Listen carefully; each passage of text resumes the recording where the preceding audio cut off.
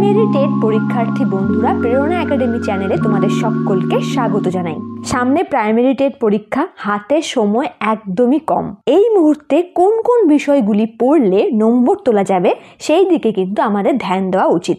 আজ আমরা আলোচনা করব ইংলিশ পেডাগজি নিয়ে। সিটেট থেকে বাছাই করা কিছু প্রশ্ন তুলে ধরা হবে ব্যাখ্যা সহ। প্রতিটি প্রশ্নের পেছনে থাকবে ব্যাখ্যা এবং কিছু গুরুত্বপূর্ণ তথ্য ওই বিষয়ে রিলেটেড, যাতে করে তোমরা আরো 5টা প্রশ্নের সঠিক উত্তর দিতে পারো। ভিডিওটি হয়তো একটু লম্বা হতে পারে, কিন্তু সময় নিয়ে যদি তুমি একবার ভিডিওটি দেখে নাও, আশা করছি তুমি ইংলিশ পেডাগজি থেকে অনেক প্রশ্নের উত্তর দিতে পারবে। তাই ভিডিওটি প্রথম থেকে শেষ পর্যন্ত মন দিয়ে দেখো, ভীষণ গুরুত্বপূর্ণ ভিডিও হতে চলেছে আজকের ভিডিওটি।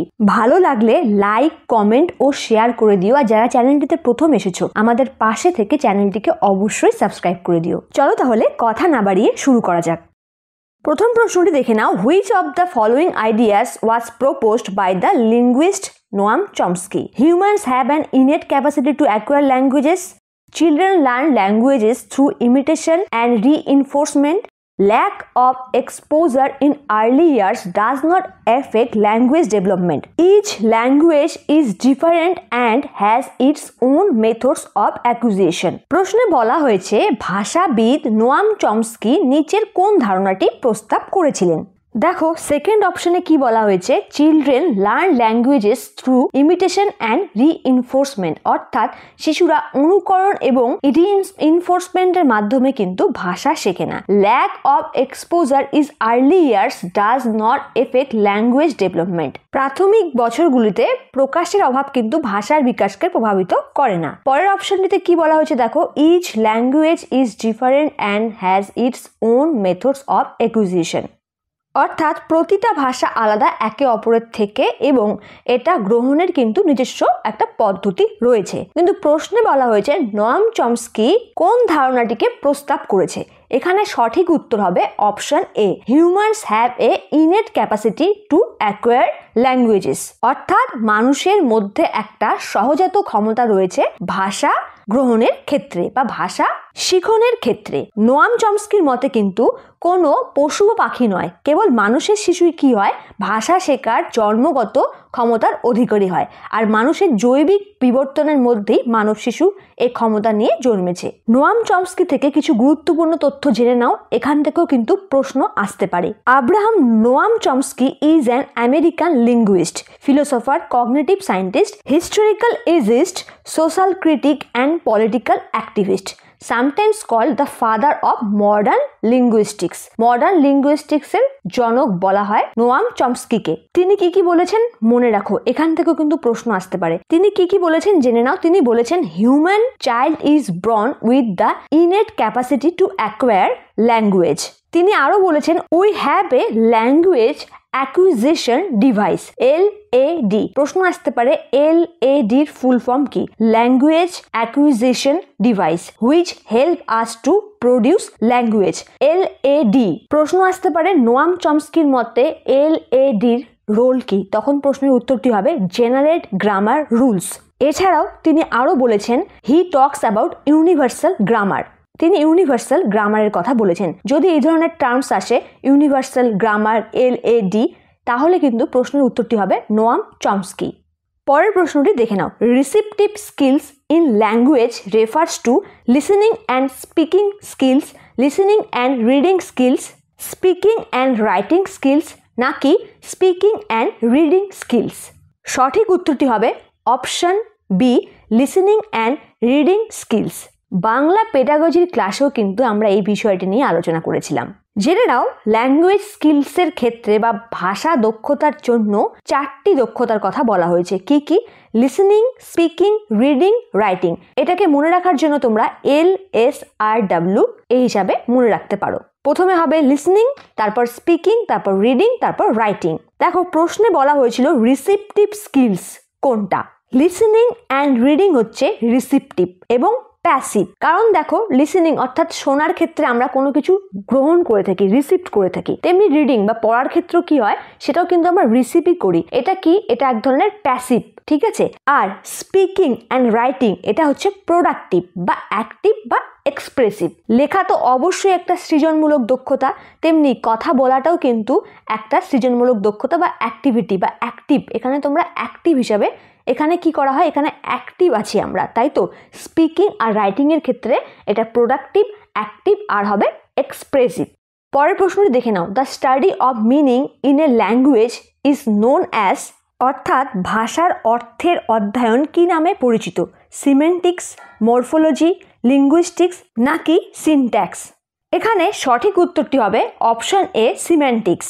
সিমেন্টিক্স অর্থাৎ বাংলায় যাকে বলা হয় শব্দার্থ তত্ত্ব। একটি শব্দের অর্থ বা বাক্যের অর্থ বা অর্থের প্রকারভেদ বিচার করা হয় কিন্তু গ্রামারের এই অংশটিতে। এবার আমরা কিছু তথ্য দেখে নেব। এখানে আমরা কি কি জানবো দেখো। এখানে আমরা জানবো ফোনিমস, মরফিম, সিনট্যাক্স, সিম্যান্টিক্স এবং মরফোলজি সম্পর্কে, যেখান থেকেও কিন্তু প্রশ্ন আসে। প্রথমে জানবো ফোনিমস কি। ফোনিমস হচ্ছে স্মলেস্ট ইউনিট অফ সাউন্ড, যাকে বাংলায় ধ্বনিম বলা হয়। যেমন ধরো ক, খ, এগুলো হচ্ছে ফোনিমস। টোটাল ফোনিমসের সংখ্যা কত দেখো, টোটাল ফোনিমস হচ্ছে 44টি। আর ইংরেজিতে লেটার কয়টি? 26টি। ভাওয়েল 5টি, এই, আই ও ইউ এবং কনসোনেন্ট হচ্ছে 21টি। দেখো কি বলা হয়েছে, the 44 English sounds can be divided into 2 major categories, consonant and vowel. অর্থাৎ এই 44টি যে ফোনিমস রয়েছে সেই ফোনিমসের সাউন্ডগুলিকে কি করা হয়েছে, ডিভাইড করা হয়েছে দুটি মেজর ক্যাটাগরিজে। সেটার নাম হচ্ছে কনসোনেন্ট সাউন্ড এবং ভাওয়েল সাউন্ড। ইংরেজিতে 20টি ভাওয়েল সাউন্ডস রয়েছে আর 24টি কনসোনেন্ট সাউন্ড রয়েছে। সিটেটে এখান থেকেও প্রশ্ন এসেছে, তাই ভালোভাবে বিষয়গুলি জেনে নাও, কারণ সিটেটের মতো প্রশ্নই কিন্তু ডাব্লিউবি টেটেও এবার আসবে। এবার আমরা জানবো মরফিম সম্পর্কে। দেখো কি বলা হয়েছে, a morpheme is the smallest meaningful unit in a language, smallest meaningful combination of sounds. দেখো মরফিম বাংলায় যাকে কিন্তু রূপমূল বলা হয়। এক বা একাধিক ধ্বনি দ্বারা গঠিত অর্থপূর্ণ ক্ষুদ্রতম একক হলো মরফিম। দেখো ইংরেজিতে বললে it is a word or a part of word that has meaning. It cannot be divided into smaller meaningful segments without changing its meaning or leaving a meaningless reminder. উদাহরণ হিসাবে দেখে নাও আনইউজুয়াল, আনব্রেকেবল। দেখো ইউজুয়ালের সামনে আন যখন ব্যবহার করা হচ্ছে তখন আরেকটি শব্দ তৈরি হচ্ছে কি, আনইউজুয়াল। আবার আনব্রেকেবল, এখানে ব্রেক এবং এবলের আগে আন ব্যবহার করা হয়েছে, তাহলে এখানে আন হলো মরফিমের উদাহরণ। আনকে কিন্তু আর ভাঙা যাবে না। আন কি, একটি ক্ষুদ্রতম অর্থপূর্ণ একক। এবার জানবো সিনট্যাক্স সম্পর্কে। The system of rules for the structure of a sentence in a language, যাকে বাংলায় আমরা বাক্যতত্ত্ব বলি। অর্থাৎ সিনট্যাক্স কি নিয়ে আলোচনা করে, এখানে আমরা জানতে পারি বাক্য কিভাবে গঠন করা যায়, তার কৌশল সম্পর্কে আমরা জানতে পারি, বা অন্যের তৈরি করা বাক্যের গ্রহণযোগ্যতা এটা কিন্তু আমরা নিরূপণ করতে পারি এই সিনট্যাক্সে। বাক্যের স্ট্রাকচার কিভাবে এখানে তৈরি হয়, যেমন ধরো সাবজেক্ট, তারপর ভার্ব, তারপর অবজেক্ট বসবে, এই যে বিষয়টা এটা কিন্তু আমরা সিনট্যাক্সে শিখি। প্রশ্নে যেটা ছিল সিম্যান্টিক্স, সিম্যান্টিক্স কি, the study of the meaning of words and phrases, অর্থাৎ যেখানে শব্দের অর্থ বিচার করা হয়। আর মরফোলজি কি, it is defined as the scientific study of the internal structure of words, অর্থাৎ যেখানে শব্দতত্ত্ব বা রূপতত্ত্ব নিয়ে আলোচনা করা হয় সেটাকেই বলা হয় morphology. It is considered as a grammar of words. পরের প্রশ্নটি দেখে নাও, a word with same spelling and same pronunciation as another but with a different meaning is a oblique an, কি বলা হয় এটাকে দেখো, হোমোনিম, হোমোফোন, অ্যান্টোনিম নাকি সিনোনিম। অর্থাৎ প্রশ্নে কি বলা হয়েছে, এমন একটা শব্দ যেটার স্পেলিংও এক এবং সেটার প্রোনাউন্সিয়েশনও এক, কিন্তু এদের অর্থটা আলাদা, এটাকে কি বলা হয়, হোমোনিম, হোমোফোন, অ্যান্টোনিম নাকি সিনোনিম। সঠিক উত্তরটি হবে এটাকে বলা হয় হোমোনিম। হোমোনিম কি একবার ভালোভাবে জেনে নাও। Homonym is a word that is spelled and pronounced like another word but that has a different meaning. অর্থাৎ হোমোনিম হলো এমন একটা শব্দ যেটার বানান এবং প্রোনাউন্স করা হয় একই রকমভাবে, অর্থাৎ বলা হয় একই রকমভাবে, কিন্তু তার অর্থটা আলাদা হয়। এটাকেই বলা হয় হোমোনিম। উদাহরণ হিসাবে দেখে নিতে পারো, স্যুট এবং স্যুট দুটোরই কিন্তু বানান এক এবং উচ্চারণও এক, কিন্তু এদের অর্থ আলাদা। দেখো, স্যুট অর্থাৎ টাই, প্যান্ট, ট্রাউজার, জ্যাকেট এগুলোকে বলা হয় স্যুট। আবার কখনো বলা হয় তোমার কোন ওয়েদারটা স্যুট করে, যেমন তোমার ঠান্ডা স্যুট করে না গরম স্যুট করে, এই ধরনের কথাও কিন্তু বলা হয় স্যুটের দ্বারা। অর্থাৎ স্যুট এটার কিন্তু দুটো আমরা অর্থ পেলাম, কিন্তু এদের বানান এবং প্রোনাউন্সিয়েশন কিন্তু এক। এবার জানবো হোমোফোন সম্পর্কে। হোমোফোন কি? Homophone is a word that a pronounced the same as another word but that has a different spelling and meaning. অর্থাৎ উচ্চারণ এক, কিন্তু এদের স্পেলিং, বানান এবং মিনিং, অর্থ আলাদা হয়। উচ্চারণ এক, বানান এবং অর্থ আলাদা। যেমন উদাহরণ হিসেবে দেখো, ডিয়ার, ডিয়ার, ডিয়ার, প্রথম ডিয়ারটি দেখো DEER, আর পরের ডিয়ারের মানে কি প্রিয়, বা উচ্চারণটাও একই সেম, কিন্তু এদের স্পেলিংটা আলাদা, DEAR। প্রথম ডিয়ার DEER মানে হরিণ, আর পরের ডিয়ার অর্থাৎ প্রিয়।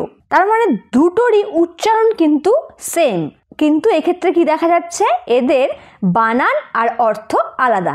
আরও কয়েকটি উদাহরণ দেখে নাও। যেমন নো, নো, টু, টু, সাম, সাম। নো মানে জানা, আর একটা নো মানে কি না করা। টু যেখানে দুটো সংখ্যার কথা বলা হচ্ছে, আর টু মানে খুব বা অত্যধিক অর্থে ব্যবহার করা হচ্ছে। তেমনি সাম আর সাম, সাম মানে কিছু, আর একটি সাম মানে কি যোগফল। তাহলে প্রশ্নে যদি আসে যে প্রোনাউন্সিয়েশন সেম কিন্তু এদের অর্থ এবং বানান আলাদা, তাহলে কিন্তু সঠিক উত্তর হবে এখানে হোমোফোন। এবার আমরা জানবো হোমোগ্রাফ সম্পর্কে। হোমোগ্রাফ কি? A homograph is a word that shares the same written form as a another word but has a different meaning. অর্থাৎ লেখা হয় একইভাবে, কিন্তু এদের অর্থ আলাদা, একটির থেকে আরেকটির অর্থ আলাদা। যেমন লিড আর লিড। একটা লিডের অর্থ হতে পারে নেতৃত্ব দেওয়া, ঠিক আছে, আরেকটা লিড হতে পারে যে এগিয়ে থাকা অর্থে, বা একেও লিড করছে, এগিয়ে আছে, এই অর্থ কিন্তু ব্যবহার করা হয়। যেমন দেখো, ব্যাট আর ব্যাট। একটা ব্যাটের মানে হচ্ছে বাদুড়, আরেকটা ব্যাটের মানে কিন্তু খেলার ব্যাট। অর্থাৎ এখানে আমরা কি জানলাম, যে লেখা হয় সেম ভাবে কিন্তু এদের অর্থ আলাদা হয়, আর এটাকেই বলা হয় হোমোগ্রাফ। পরের প্রশ্নটি দেখে নাও। Travelogue is a genre of criticism, bibliography, literature নাকি পোয়েট্রি। অর্থাৎ ট্রাভেলগ মানে হচ্ছে ভ্রমণ কাহিনী। ভ্রমণ কাহিনী কোন জনরাতে পড়ে? ক্রিটিসিজম, বিবলিওগ্রাফি, লিটারেচার নাকি পোয়েট্রি। এখানে সঠিক উত্তরটি হবে লিটারেচার। সাহিত্যের মধ্যেই কিন্তু আমরা ভ্রমণমূলক কাহিনীগুলি পড়ে থাকি।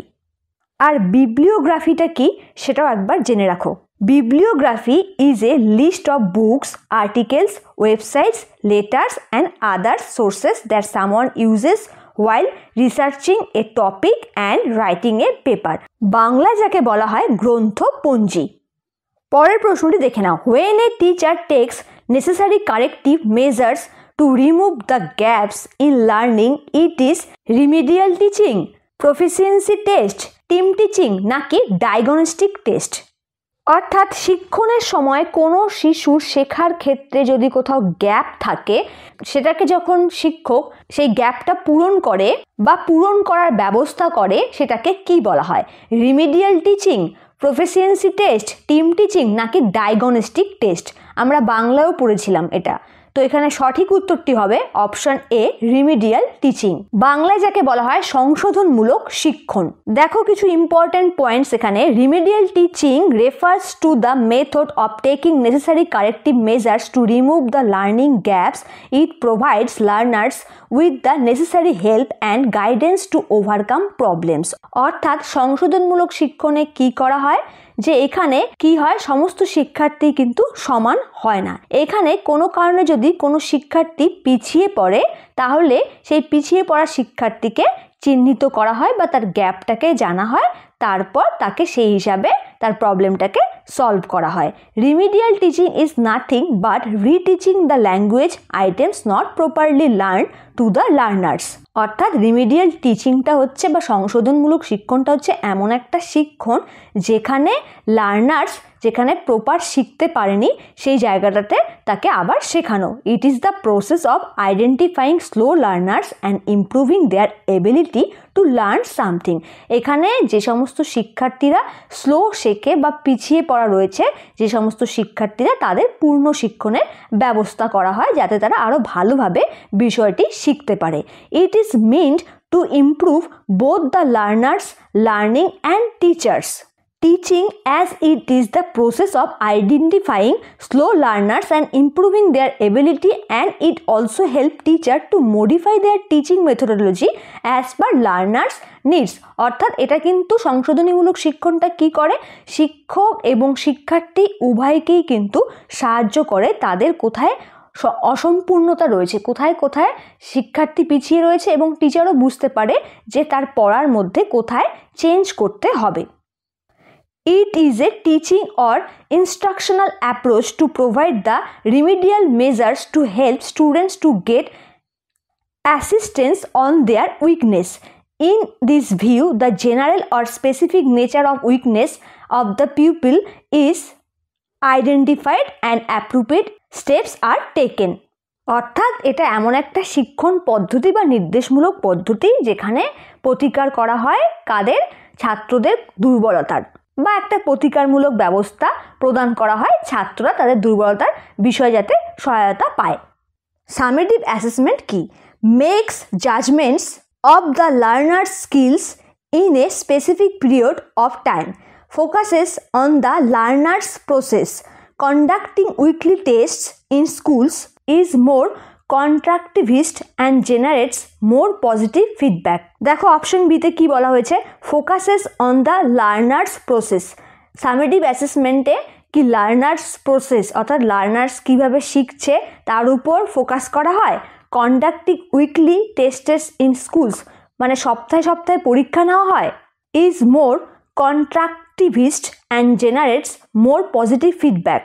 আরও গঠনবাদী এবং আরও ইতিবাচক প্রতিক্রিয়া তৈরি করতে কি সামেটিভ অ্যাসেসমেন্ট নেওয়া হয়? সামেটিভ অ্যাসেসমেন্ট বা বার্ষিক মূল্যায়ন, নাকি প্রথম option makes judgments of the learner skills in a specific period of time, একটি নির্দিষ্ট সময়ের মধ্যে শিক্ষার্থীর দক্ষতা বিচার করা হয়।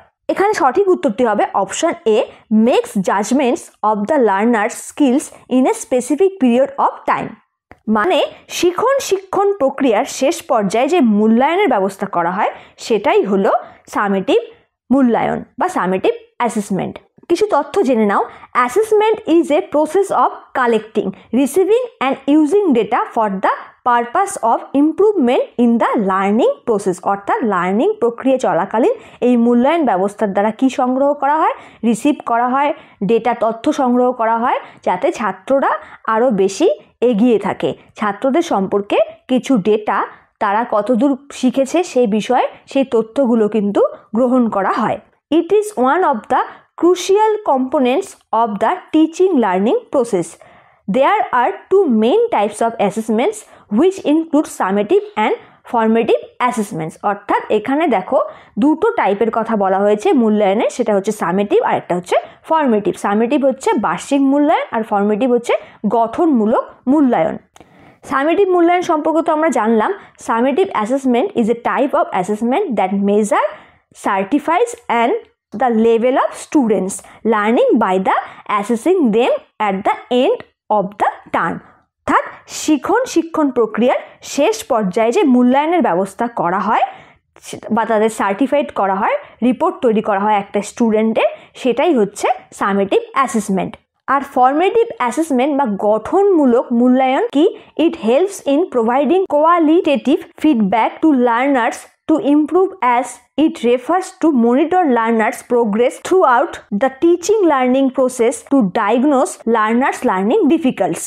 অর্থাৎ শিক্ষার্থীদের শেখার প্রক্রিয়া নির্ণয় করার জন্য বা তাদের শিক্ষার সর্বত্র অগ্রগতি মনিটর করার জন্য বা বোঝার জন্য এই গঠনমূলক প্রক্রিয়া বা গঠনমূলক মূল্যায়ন করা হয়। এটা শিক্ষণ প্রক্রিয়া চলাকালীন শিক্ষার্থীদের মূল্যায়ন করাকে বোঝায়। দেখো আরেকটা ডায়াগনস্টিক অ্যাসেসমেন্ট কি? Diagnostic assessment oral testing, anecdotal records, portfolios, class test ইত্যাদি are the tools of formative assessment. It also provides feedback to the teacher regarding the effectiveness of their teaching. পরের প্রশ্নটি দেখে নাও, the teaching method tells us how to teach, what to teach, whom to teach, where to teach. এখানে সঠিক উত্তরটি হবে option A, how to teach, অর্থাৎ কেমন করে পড়ানো হবে সেটাই কিন্তু টিচিং মেথডে আমাদের শেখানো হয় বা সেটাই আমাদের বলা হয়। In reading skills, skimming is a reading strategy used for reading aloud in a text. A teaching used to find the main or general idea in a text. A technique used to find specific information in a text.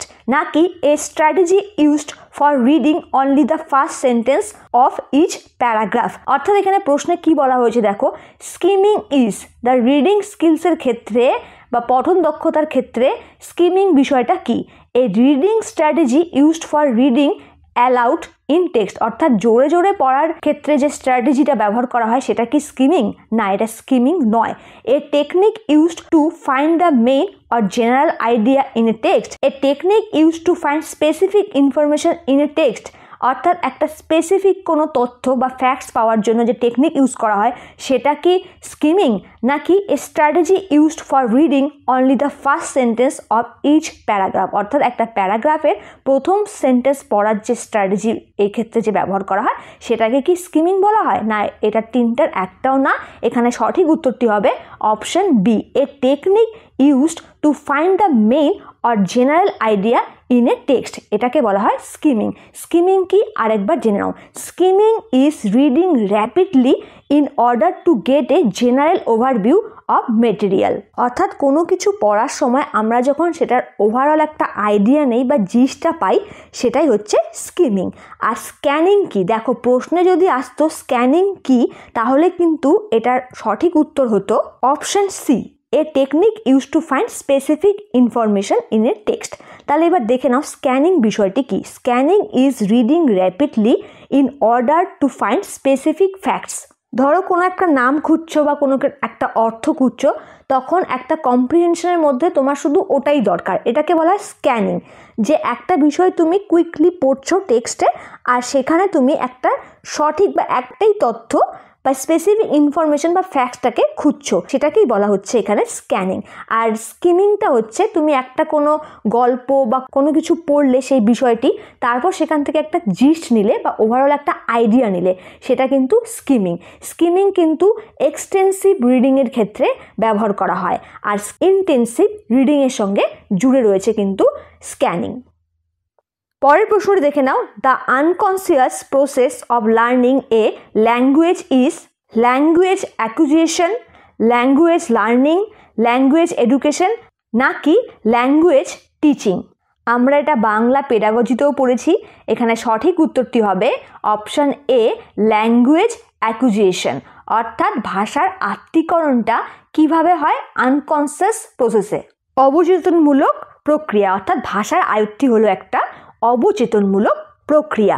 Language অ্যাকুইজিশনটা কি? When language is learn naturally and without any systematic practice it is called acquisition, অর্থাৎ ভাষার আয়ত্তি বা ভাষা কি করে অর্জন করা হয়, অর্থাৎ ল্যাঙ্গুয়েজ অ্যাকুইজিশনের ক্ষেত্রে কিন্তু কোনো সিস্টেমেটিক প্র্যাকটিসের প্রয়োজন হয় না।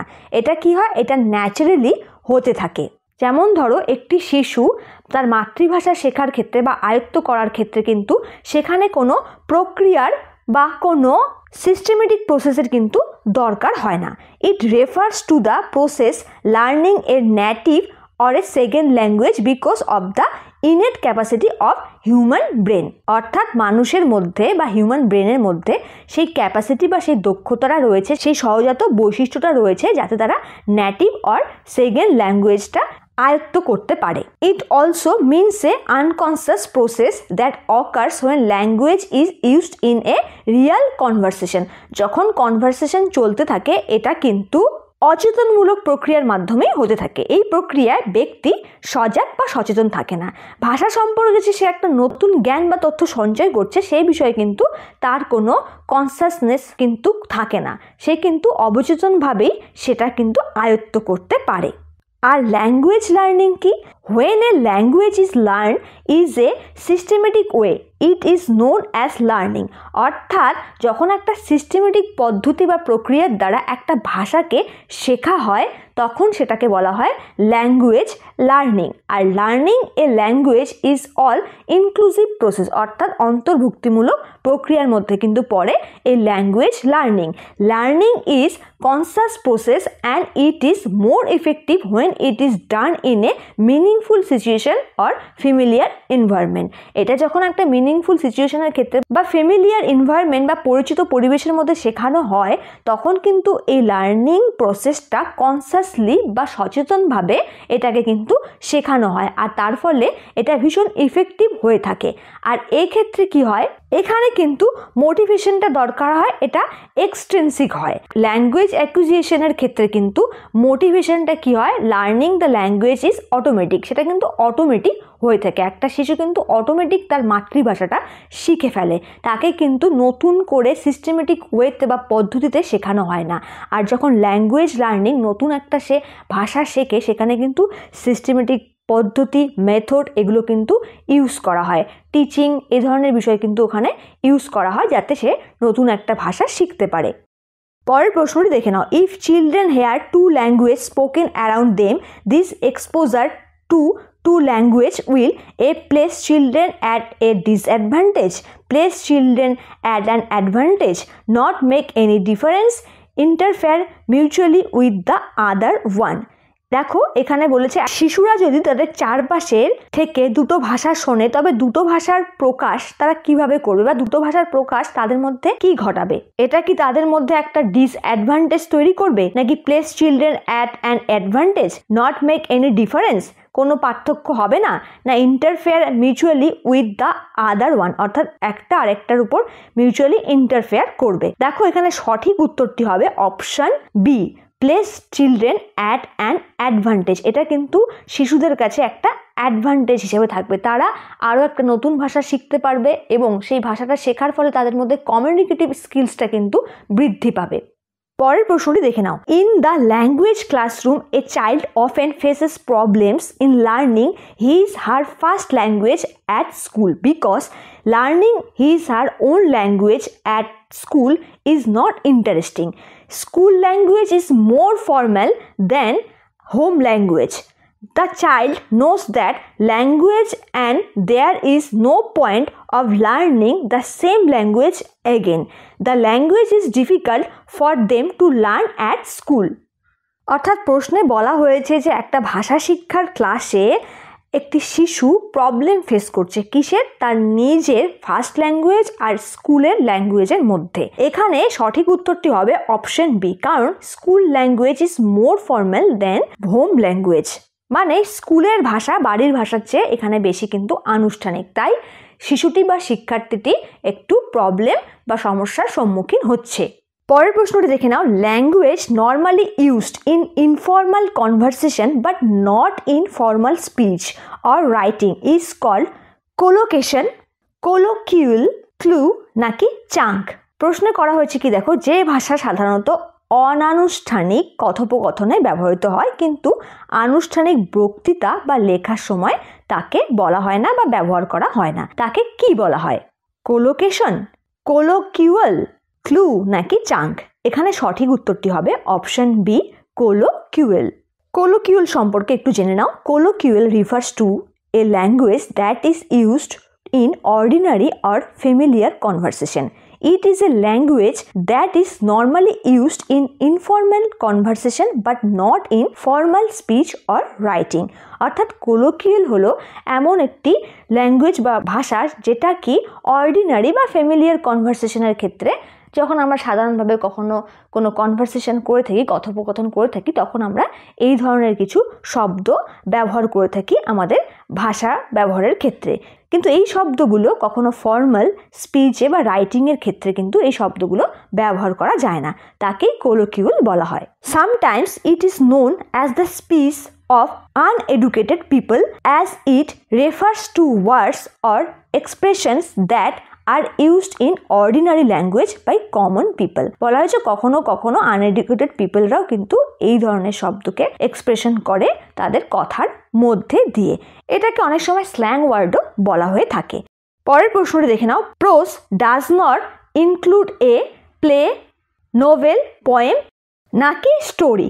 সঠিক উত্তরটি হবে পোয়েম। প্রোজের ক্ষেত্রে দেখো কি কি আসে এখানে, সেখানে অটোবায়োগ্রাফি আসতে পারে, কোনো গল্প আসতে পারে, নাটক হতে পারে, নোভেল হতে পারে। মানে প্রোজ এই ক্ষেত্রগুলোকে বা লিটারেসির এই ফর্মসগুলোর মধ্যে কিন্তু থাকে, বায়োগ্রাফি, অটোবায়োগ্রাফি। আর প্রশ্নে বলা হয়েছে prose does not include a, তাহলে সঠিক উত্তর হবে এখানে পোয়েম।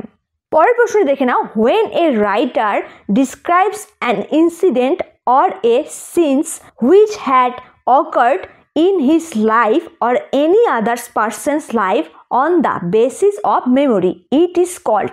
অপশনগুলো দেখে নাও। অপশন এতে কি বলেছে, ক্যারেক্টার, স্কেচ, ট্রাভেলগ, এসে অফ এক্স নাকি মেমোর। দেখো প্রশ্নে কি বলা হয়েছে, যখন একজন লেখক তার জীবনের ঘটে যাওয়া কোনো ঘটনা বা দৃশ্যকে বর্ণনা করে বা অন্য কোনো স্মৃতির ভিত্তিতে মানুষের জীবনকে বর্ণনা করে, একে কি বলা হয়? স্মৃতির ভিত্তিতে, কিন্তু স্মৃতির ভিত্তিতে বর্ণনা করে, এটাকে কি বলা হয়? দেখো প্রশ্নেই বলা হয়েছে বেসিস অফ মেমোরি, তাহলে এখানে সঠিক উত্তর কোনটি হবে? এখানে সঠিক উত্তরটি হবে অপশন ডি, মেমোর। দেখো তথ্যটি জেনে নাও, when a writer describes an incident or a sense that had occurred in his life or any other person's life, it is called a memoir। A memoir is written on the basis of memory. In order to write a memoir, it is necessary for the writer to have been personally associated with the person or the incident that has been described in it। অর্থাৎ এখানে সেটা স্মৃতি থেকে যে বিষয়টি লিখবে সেটা তার সঙ্গে পার্সোনালি জুড়ে থাকতে হবে সেই কাহিনীটিকে, ঠিক আছে? A memoir has to be of the past, it can not be of the present or future. এটা অবশ্যই পাস্ট থেকে হতে হবে, এটা প্রেজেন্ট আর ফিউচারে হবে না। The writer is not supposed to add anything in it from his own creativity and thinking.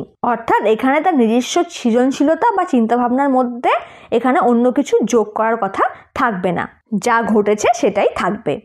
পরের প্রশ্নটি দেখে নাও, ইন্টেন্সিভ রিডিং কি? Does not include skimming and scanning, aims at learning certain grammatical rules, promotes only extrapolative understanding, involves learners reading in detail with specific learning aims and tasks। Intensive reading কি? এখানে সঠিক উত্তরটি হবে option D, involves learners reading in detail with specific learning AIIMS and tasks. অর্থাৎ intensive লার্নিংটা কি হবে, এটা reading এর সঙ্গে ইনভলভস থাকবে। লার্নার যখন কোনো কিছু পড়বে বা শিখবে সেটা কি হবে, স্পেসিফিক হবে, ডিটেল হবে এবং ক্লাসরুমের মধ্যে সেটা তৈরি করা হবে। আর এক্সটেন্সিভ রিডিংটা কি? এক্সটেন্সিভ রিডিং হচ্ছে extensive reading involves learners reading text for enjoyment and to develop general reading skills। অর্থাৎ এনজয়মেন্টের জন্য যখন কিছু পড়তে বলা হয় বা পড়া হয়, যেমন ধরো স্টোরি, নোভেল, আউটসাইড, এটা কোনো জিস্ট বা আইডিয়াকে তৈরি করতে সাহায্য করে। এই এক্সটেন্সিভ রিডিংটা কিন্তু স্পেসিফিক বা ডিটেল হয় না, এখানে কি হয়, একটা ওভারঅল আইডিয়া বা জিস্ট থাকে এখানে। এইটাই হলো এক্সটেন্সিভ রিডিং। প্রশ্ন কিন্তু ঘুরিয়ে আসতে পারে, যেমন এখানে বলা হয়েছে ইন্টেন্সিভ রিডিং কি, তেমনি কিন্তু এখানে প্রশ্নটা আসতে পারত এক্সটেন্সিভ রিডিং কি।